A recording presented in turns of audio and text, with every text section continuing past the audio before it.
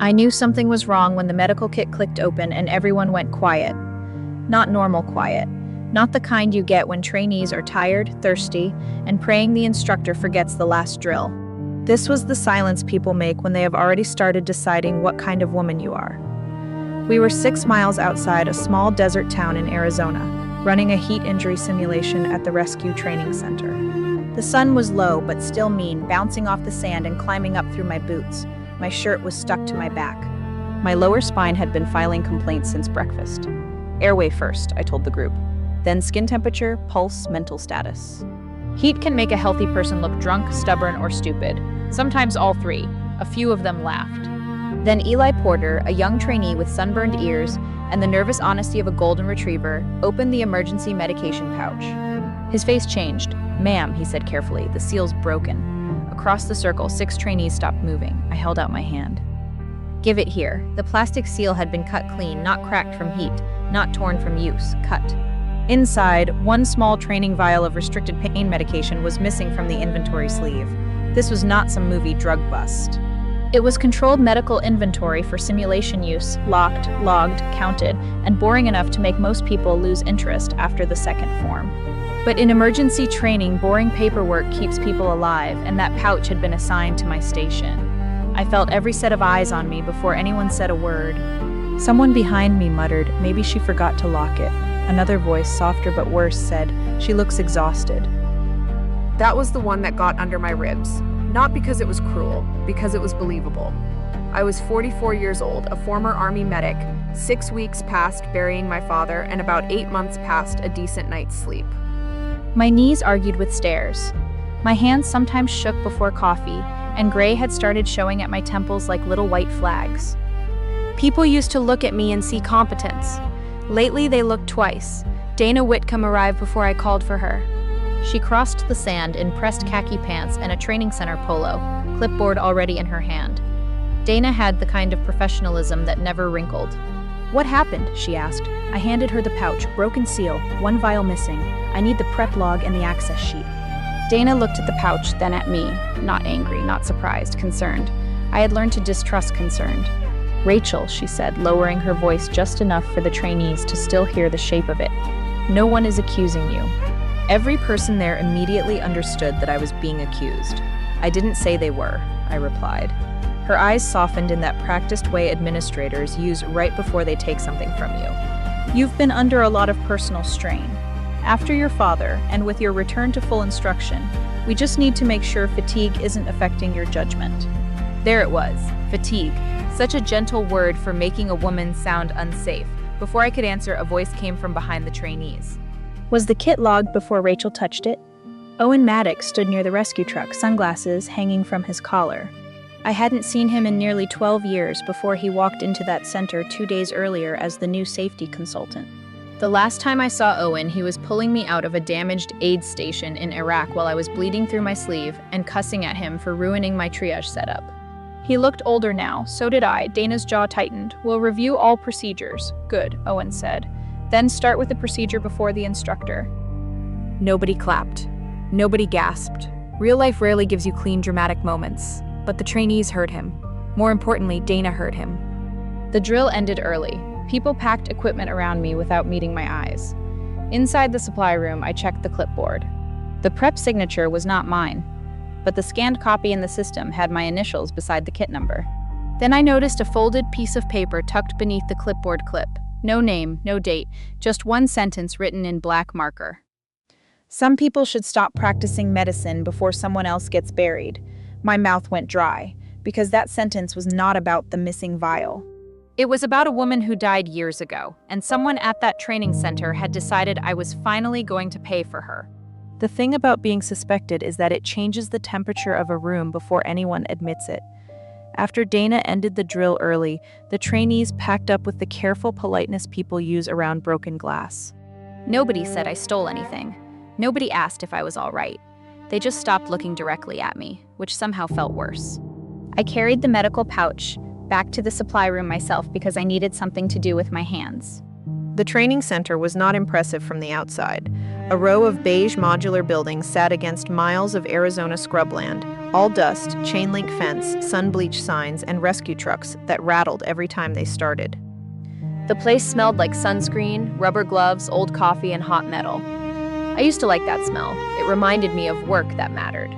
Now, standing under a buzzing fluorescent light, with a clipboard in my hand and a note about someone getting buried folded in my pocket, it reminded me how quickly a place could turn against you. I checked the prep sheet again. The kit had been assembled before my station received it. The handwriting beside the original timestamp was not mine.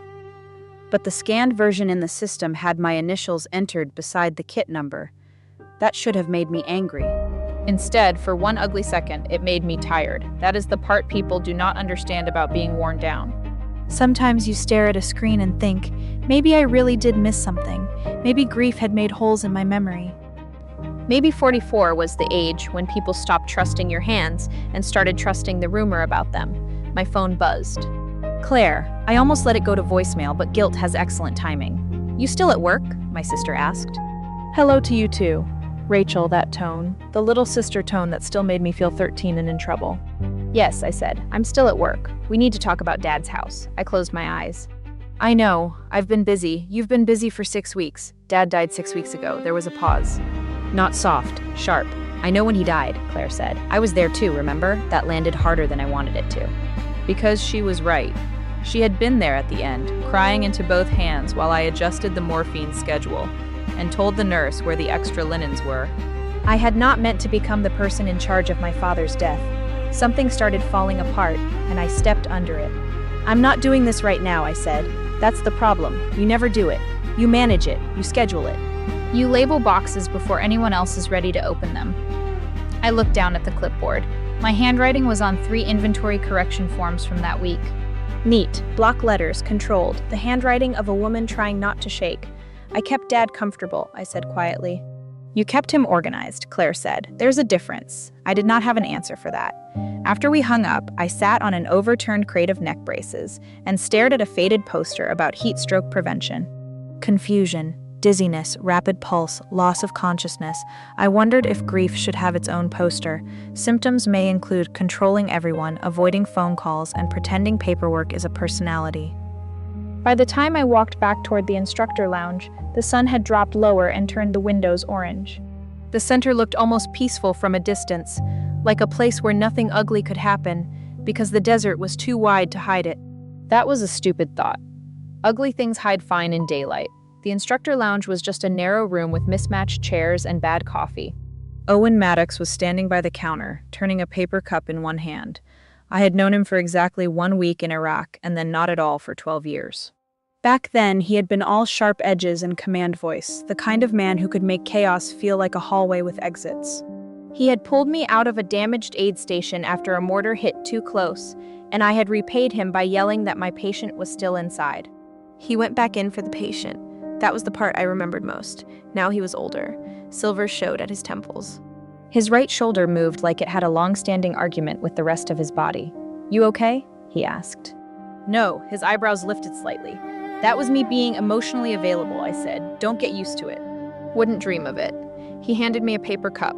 The coffee was terrible, which felt appropriate. Dana said they're doing a formal inventory review tomorrow, he said. Of course she did. You want advice? No good. I was going to give you a question. I looked at him. Who had access before you signed for the kit? I took a sip of coffee and nearly died from bitterness. You always this relaxing? Only when paperwork gets interesting. Paperwork was not interesting. Paperwork was how quiet people survived loud rooms. Before I could answer, the door opened and Dana Whitcomb stepped in with a folder under one arm. She looked at Owen first, then me. Something moved behind her eyes, not surprise. Calculation, maybe. Rachel, she said, pleasant as a clean knife. I was hoping to find you. Lucky me. Her smile held. Given today's irregularity, I think it would be best if Jenna takes over medical inventory for the next few sessions. Jenna was 28, bright, eager, and still young enough to believe exhaustion was a character flaw. That seems premature, I said. It's not disciplinary. It never is when people say it that fast. Owen said nothing, but he did not leave either. Dana tilted her head. You've had a difficult season. Your father's illness, your leave, returning full-time. No one questions your history here. History, not skill, not judgment. History. It is amazing how one word can turn a living woman into a framed certificate on the wall. I can handle my station, I said. I know you believe that. There it was again, the soft voice. The open face, the gentle removal of authority. That was Dana's real power. She never had to push hard. She only had to make concern sound more reasonable than respect. I felt Owen watching me, but he let the silence stay mine. Finally, I said, put the request in writing. Dana blinked once. Excuse me? If you're removing me from inventory responsibility, put the reason in writing. The room changed, not dramatically, just enough. Dana closed the folder slowly. Of course, after she left, Owen looked into his coffee. That was good, he said. My hands are shaking. Still good. I laughed once, short and tired. Later that night, I stayed after everyone left. I told myself I was checking tomorrow's lesson plan, but really I was checking whether I still recognized my own name inside the system. The access log showed 3 entries for the supply room that morning. 1 from Jenna, 1 from me, 1 from an administrator code with no name attached. I took a picture. Then I saw the scanned inventory form again, my initials beside the kit number, RC. But I never wrote my initials with periods. A small detail, too small to accuse anyone, too small to save me. But not too small to remember. I locked the office and stepped into the warm desert dark. Across the yard, Dana stood near the admin building, talking to Jenna under the security light. When she noticed me looking, she smiled and raised one hand, friendly, professional, concerned. I waved back because women like me are trained to survive by being polite first and angry later. But on the drive home, I understood something I did not want to understand. Someone at that center was not just questioning my work. They were teaching everyone else how to stop seeing me. By the next morning, the rumor had learned how to walk. Nobody announced it. Nobody stood up in the dining trailer and said, Rachel Cole cannot be trusted with medical inventory. People almost never destroy you that honestly. They just adjusted. A trainee who used to ask me where to place a tourniquet suddenly asked Jenna instead. 2 rescue volunteers stopped talking when I walked by the coffee urn. Eli Porter gave me a quick nod and then looked away like eye contact might require him to choose a side. That was how I knew the missing vial had already become more than a missing vial. It had become a story. And in that story, I was tired, grieving, older, and maybe not as sharp as I used to be. The desert was already heating up by 8. The air had that dry Arizona bite that makes your lips crack before lunch.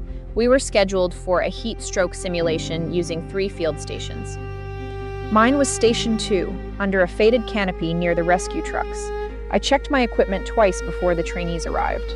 Gloves, cooling sheets, training saline bags, pulse oximeter, scenario cards, sign-out form, everything where it belonged. That should have comforted me. It didn't.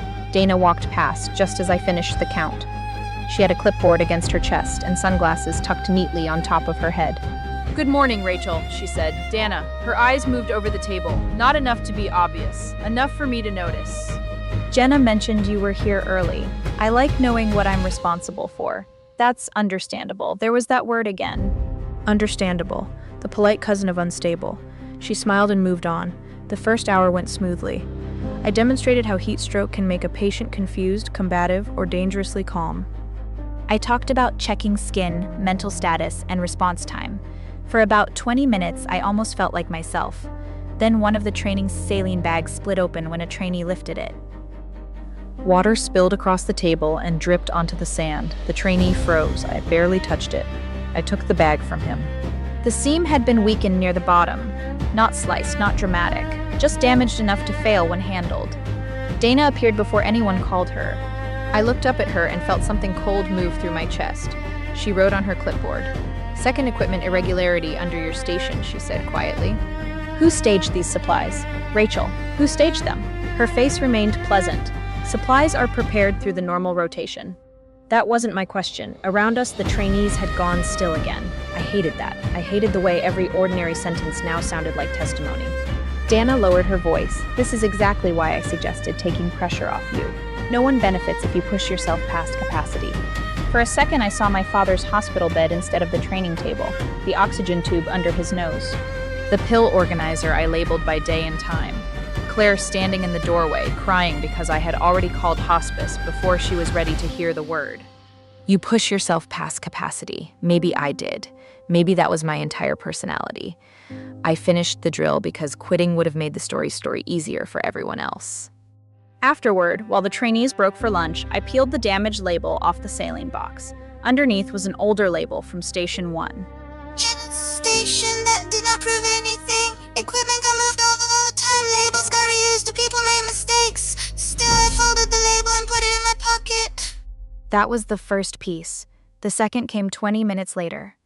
I was outside the vending machines, trying to convince myself that peanut butter crackers counted as lunch when Owen Maddox stepped beside me. "You're doing that thing," he said. "What thing?" "The thing where you pretend thinking hard is the same as eating." I looked at him. "You always this emotionally invasive?" Only before noon. He bought 2 bottles of water and handed me one. I did not say thank you right away. It annoyed me that I wanted to. Owen leaned against the wall, careful with his right shoulder. "How many irregularities before it becomes a pattern?" I opened the bottle. Broken seal, altered scan, damaged saline bag. And Dana appears before anyone calls her. His eyes stayed on the parking lot. That part bothered me too. "I don't need you to rescue me. I know, I expected him to argue." Men often heard that sentence as a challenge. Owen just took a drink of water. "I'm asking if you're documenting," he said. That landed differently. Not rescue. Respect. "I took pictures," I said, "and I kept the label." "Good. Is that your whole heroic speech?" "Pretty much." I laughed despite myself. It came out rusty. Then Eli Porter walked up with his lunch tray, stopped when he saw us, and looked like he immediately regretted having legs. "Mom," he said to me, "can I ask you something? I already knew I was not going to like it." "Go ahead." He shifted his weight. "Is it true you left somebody behind overseas?" The vending machines hummed behind me. Owen went very still. I kept my face calm because that is what medics do. If your face changes, everyone else starts bleeding faster. "Who told you that?" Eli's ears went red. "I don't know if I should say. That usually means you already know you shouldn't have believed it." He looked down. I softened my voice. "Ellie, I'm not angry at you. I'm asking because that's a serious thing to repeat." He swallowed. "I heard it from Mason. Mason heard it from one of the assistant instructors. He said you made a bad call in Iraq and someone died because of it." There it was. The note in my pocket seemed to burn through the fabric. Someone else gets buried. The missing vial and the damaged supplies were no longer just about competence. Someone had reached backward into my life, found the place that still hurt, and started pressing on it in public. That was the second piece. I told Eli the truth, but not all of it. "I treated casualties overseas," I said. "Some lived, some didn't. That is not the same as leaving someone behind." He nodded, but he looked shaken. Not because he believed me yet, because he realized the story he had been handed might have a cost. After he left, Owen said nothing for a long moment. I stared at the mountains in the distance, pale and hard against the sky. "There was a woman," I said finally. "Mara, rescue support. We were hit during a transport hold. She was bleeding internally. I advised stabilization before movement." Owen's voice was quiet. And extraction got delayed higher up the chain. Radio relay, command routing, weather, all the usual beautiful ways systems fail, and people still look for one person to blame. "Was it your call?" "No." The answer came fast, too fast, because legally, officially, procedurally, it was true. Emotionally, I had never believed it. That was the third piece. Not the report, not the rumor, my own guilt. Someone was using a door I had left unlocked for years. That evening, I sat in my car with the engine off and called Claire back. She answered on the second ring. "I can't fight tonight," I said. "I wasn't calling to fight. You texted me 3 paragraphs about Dad's storage unit."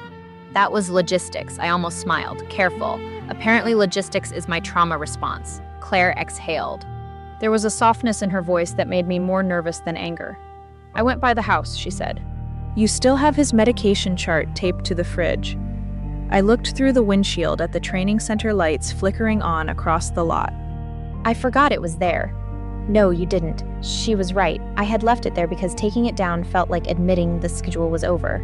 "No more doses, no more alarms, no more reason for him to need me," Claire said. "You know I loved him too, right?" My throat tightened. "I know. Sometimes it didn't feel like you knew." I closed my eyes. At work, they were turning me into a woman too exhausted to trust.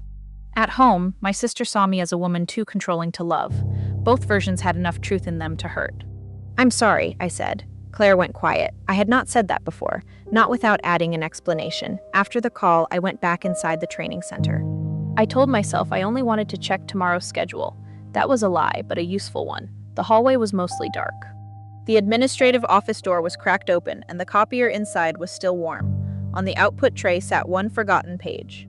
I should have walked away. I did not. It was a photocopy of an old incident report. I recognized the format before I saw the name. Mara Whitcomb. My pulse went slow and heavy. One line had been highlighted in yellow. Medic Cole advised delayed movement. That was all. One sentence, cut loose from everything around it. Not the vital signs before it. Not the hemorrhage warning. Not the weather delay. Not the relay failure. Not the final review clearing the triage sequence. Just one sentence. A piece of truth sharpened into a weapon. My hands did shake then. I will admit that. Not because I was afraid of Dana. Not yet. Because I suddenly understood how easy it was to ruin a woman like me. You did not need to invent a monster. You only needed to take the worst moment of her life, remove the context, and whisper it to people who already thought she looked tired. I folded the page and put it in my bag. When I stepped into the hallway, Dana was standing at the far end near the exit. Neither of us spoke. She looked at the bag in my hand, then she looked at me. For the first time, her expression was not concerned. It was personal, and that was when I stopped calling them accidents. The next morning, I almost quit. I wish I could tell you, it was because I had some noble realization about choosing peace over conflict. It wasn't. I was standing in my kitchen staring at a half-written email on my laptop. Subject line, temporary leave request. Dear Administration, due to personal circumstances and recent events, I stopped there. Personal circumstances. It sounded cleaner than the truth. I am tired. I buried my father 6 weeks ago. I don't know if people think I'm dangerous or just disappointing. I'm not sure I trust my own memory anymore.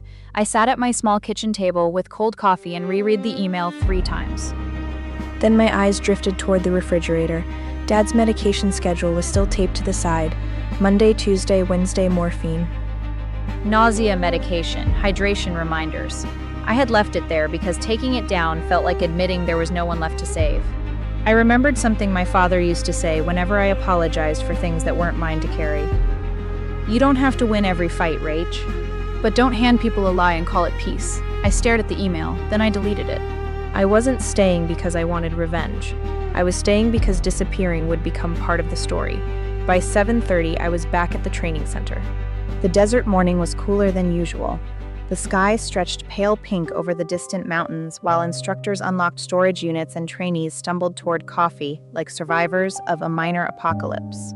I carried a legal pad under my arm, not because I had a master plan, because records had always calmed me. I wrote down everything I knew. Broken seal, scanned initials that weren't mine, damaged saline bag, relabeled equipment, Dana appearing before anyone called her. Anonymous note, photocopied report. Rumors. I drew lines between them. Then I wrote one sentence at the top of the page. Assume nothing. Verify everything. That was how medics survived. That was how I intended to survive now. Around 9, Owen found me sitting alone outside the equipment bay. You look terrifying, he said. I've discovered bullet points. He glanced at my notebook. Should I be worried? Probably. I handed him the page. He read through it without interruption. You made a timeline. I like timelines.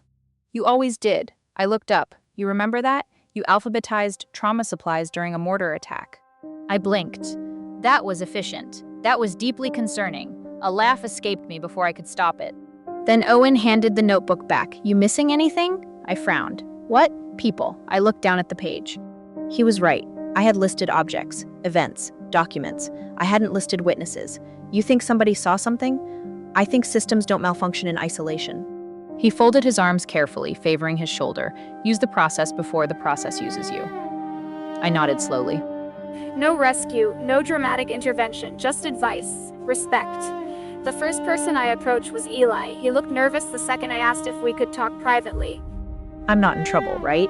Only if your coffee preferences are criminal. He relaxed a little. We sat outside near the training tower while rescue volunteers practiced rope systems overhead. Ellie, I said gently, I need you to tell me exactly what you heard about me. His ears turned red again. I don't want to make things worse. You won't. He hesitated. Then he said, Mason told me you made a bad call overseas. I wrote that down. Mason said he heard it from Eric. Eric was one of the assistant instructors. What else? Eli looked uncomfortable. Someone else said maybe you were having memory problems. I wrote, and another person said administration was already reviewing your performance before the missing medication.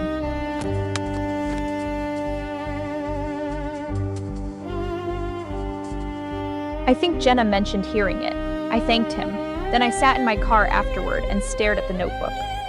Different people, different versions. none identical. If someone wanted to destroy my credibility, they weren't using one accusation, they were creating atmosphere. By lunchtime, I had spoken to 2 more trainees. One heard that I was burned out. Another heard I had become emotionally unstable after my father's death. A third heard I had nearly been forced into retirement years earlier. None of those stories matched, but all of them pointed in the same direction. Rachel Cole cannot be trusted. I wasn't collecting proof of sabotage. Not yet. I was documenting a pattern. Later that afternoon, I requested access to archived incident reports from overseas deployments. Officially, I cited educational purposes. Unofficially, I needed to know whether my memory had betrayed me. Mara Whitcomb. I typed the name with shaking fingers. The report took nearly 20 minutes to retrieve. When it finally appeared, I forced myself to read every line. Date. Location, weather conditions, response sequence, patient status. Then I found it. Medic Cole advised delayed movement pending stabilization. That was the highlighted sentence from the photocopy. Except now I kept reading. Patient exhibiting signs of internal hemorrhage. Movement likely to accelerate deterioration.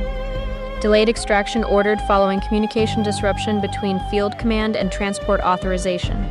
Further review determined triage recommendations aligned with protocol. I stopped breathing. I read it again and again. For years, I had remembered Mara's death as evidence of my failure. I remembered her blood on my gloves. I remembered wishing I had done something different. I remembered thinking maybe I had hesitated too long. But the report said otherwise. Protocol had supported my decision. The system had failed, not me. I leaned back in my chair and pressed both palms against my eyes. Because here's the cruel thing about guilt. Even when facts clear your name, your heart sometimes refuses the update. Around 4, Claire called. I almost ignored it. Instead, I answered. "You busy?" she asked. "Always. How's work?" I hesitated. "Complicated." There was a pause. Then Claire said, "I know I haven't made this easy." That surprised me enough to stay quiet. I kept thinking if I got angry enough, she continued, maybe I wouldn't have to miss Dad. I swallowed hard. I thought if I organized enough, maybe he wouldn't die. Neither of us spoke. Then Claire laughed softly through tears. We're ridiculous. That's genetic. The laugh broke something open inside me. Not healed, just opened. Before hanging up, Claire asked, "Are you okay?" I looked across the parking lot. Dana was speaking with Eric near the administrative building. They stopped talking when they noticed me watching. No, I said honestly, but I think I'm getting there. That evening, I finally did what I'd been avoiding. I knocked on Dana Whitcomb's office door. She looked up from her computer. "Rachel, we need to talk." She gestured toward the chair. I remained standing. Boundary. That mattered. I reviewed Mara Whitcomb's report, I said. For the first time since this started, Dana lost control of her expression. Only for a second. Mara, Whitcomb, the same last name. The same report someone had photocopied and highlighted. The same note warning me about burying someone else. My pulse slowed, everything sharpened. "Mara was your sister," I said quietly. Dana stared at me. "You shouldn't have accessed those files." I almost corrected her. I had every right. Instead, I said she mattered to me too. Dana's eyes turned cold. "You don't get to say that. I treated her. You failed her." The words landed exactly where she intended. Except now I had the report. I had the timeline. I had documentation. I didn't have certainty. But I had enough to stop apologizing automatically. "I am sorry she died," I said. Dana looked away. "I think about her more often than you'd probably like." Silence. Then she asked quietly, "Do you know what it's like to lose your sister?" "No." I steadied my voice. "But I know what it's like to spend years blaming yourself because someone else needed a reason." Her jaw tightened. Neither of us moved. I didn't accuse her. I didn't threaten her. I didn't ask whether she planted evidence or spread rumors. Because I still didn't know. I only knew grief had entered the room before the missing medication ever did. I walked out of Dana's office with my notebook pressed against my chest. By the time I reached the parking lot, Owen was waiting beside my car. "How'd it go?" he asked. I looked down at the timeline I'd built. Rumors, records, reports, witnesses. A sister's grief, a medic's guilt. No instant answers, I said. Owen nodded. "Those usually aren't real anyway." I stared at the desert stretching beyond the training center. The sky had gone orange and gold. For the first time since this started, I wasn't trying to decide whether I was imagining things. I wasn't trying to convince myself I deserved what was happening. I wasn't wondering whether disappearing would make everyone more comfortable. I had something better than certainty. I had enough truth to keep going. And I finally understood the difference between defending my innocence and surrendering my voice. One was about winning. The other was about refusing to help someone rewrite who I'd been all along. The review meeting took place on a Thursday morning in a conference room that smelled faintly of dry roast markers and burnt coffee. There was nothing dramatic about it. No military investigators, no courtroom, no surprise witnesses bursting through the door with life-changing evidence.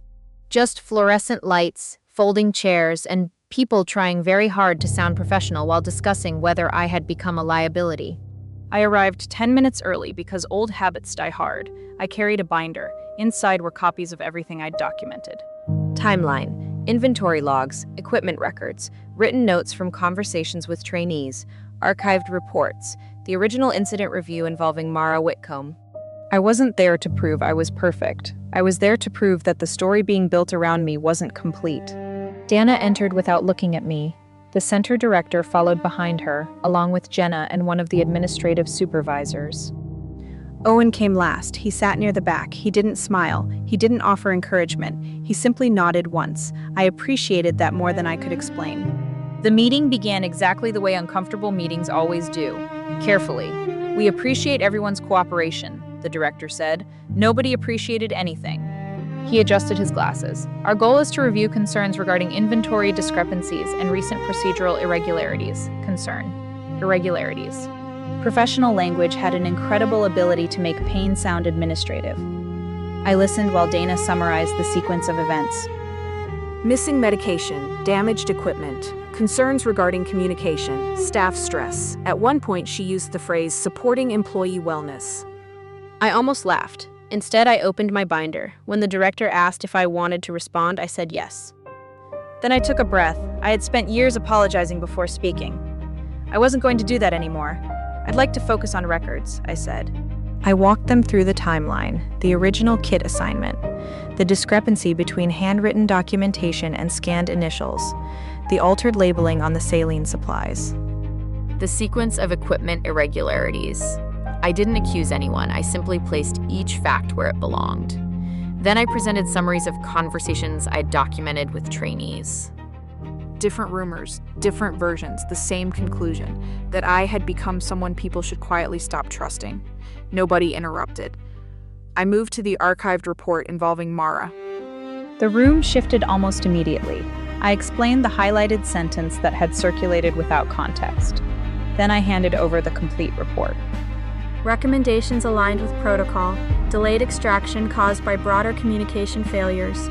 Final review cleared triage decisions. Silence settled over the table. I looked toward Dana. "I've carried guilt about Mara for years," I said. "I don't need to rewrite history to admit that." Nobody moved. "But guilt isn't evidence," Dana's expression tightened. "You don't understand what losing her did to my family." "I know," I answered quietly. "I know enough to understand grief can become very persuasive." Her eyes met mine for the first time. "You still went home," she said. "I buried my father 6 weeks ago," I replied. "My marriage ended because I forgot how to be anything except useful. I've watched patients die. I've questioned my own decisions for years."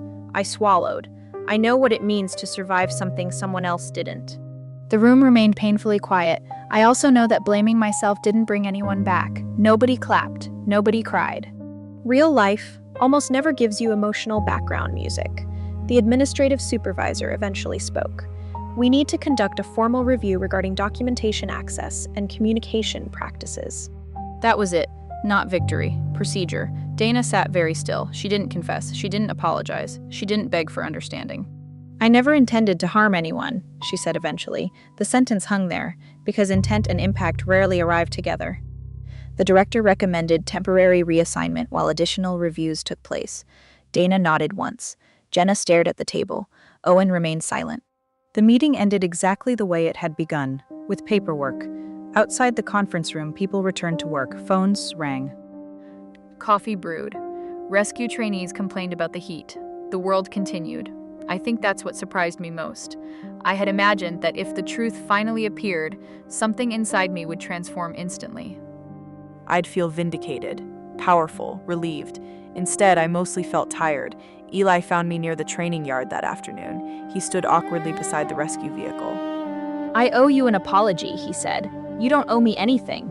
I should have asked questions before believing people. I looked at him for a moment. He was young enough to think mistakes permanently defined character. I remembered being that age.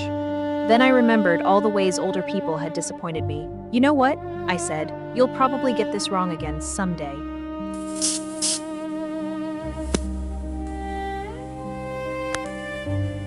Do better sooner, he nodded. Okay, that felt honest. Later that evening, I called Claire. She answered immediately. How'd it go? I leaned against my kitchen counter. It was realistic. What does that mean? It means nobody rode in on horseback. She laughed softly. You would have hated that anyway, true. I looked toward the refrigerator. Dad's medication schedule was still taped there. I think I owe you an apology, I said. Claire went quiet. I kept trying to save everyone, I continued. Dad, you patients, trainees, you couldn't. I know that now. You didn't let anyone help you. The words hurt because they were true. I thought needing help meant I was failing. Claire's voice softened. You're not the only person who loved him, Rachel. I closed my eyes. I know. This time I meant it. 3 weeks later, I expected a revised role at the center. Less field instruction. More curriculum oversight.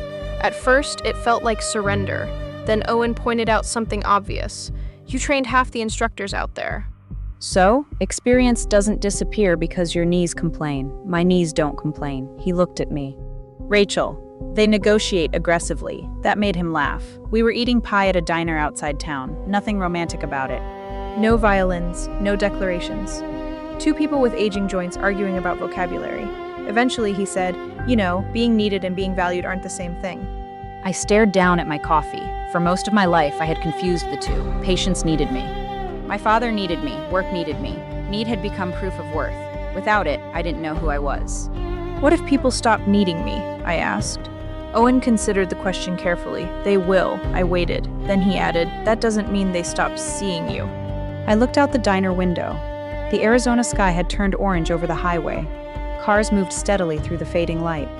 People carrying groceries, families heading home, teenagers laughing too loudly, ordinary lives. I thought about Dana, about Mara, about Claire. About Eli. About the younger version of myself who believed competence could protect you from grief, aging, or misunderstanding. She had been wrong.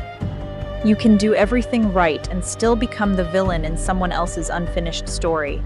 You can spend years making yourself indispensable and still wonder whether anyone would choose you if you stopped carrying everyone else's weight. I used to believe trust meant never making mistakes. Now I think trust is something quieter. Maybe it's the willingness to let people see your scars without offering your shame as proof of guilt. Maybe healing isn't becoming who you were before loss. Maybe it's learning who you are after it.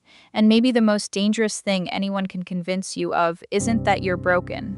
It's that you should disappear quietly so everyone else can stay comfortable. If you've spent years apologizing for taking up space because life left marks on you, I hope you ask yourself one question. Who taught you that surviving was something you had to be sorry for?